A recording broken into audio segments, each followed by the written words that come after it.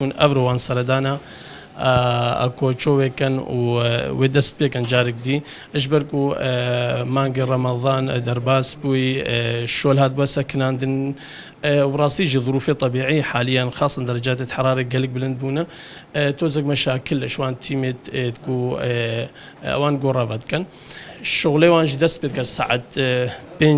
بنج السبهيدا هتا الهنكاهيدا هتا دهس بي بشتوكت سكنن بحكم هندك معايير وهندك قياسات تواني خاصة نكو تشاوا الشغل بكن هتا انها مجموعة باش هاتيا فكرن شوان قورة زيد ترج سدو هشتي وهندك ترم هذا دري خستن واحتفاظ بهات يكرن او ترمجي بقمان يعني معالجات طبية ومعالجات قانوني بوان رتنا كرن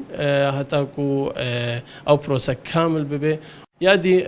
بروجيكت دي اساسي هي في مسألة دعوة ومجن مقبركة الجماعي بيتا تخصيص كرن وبيتا تشيكرن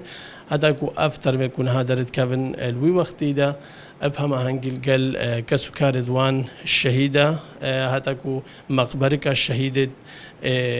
كارثة شنغاليا كم بجن إبادة شنغاليا إبادة إزديال هشت أو مقبرك جماعي بيت تشكرن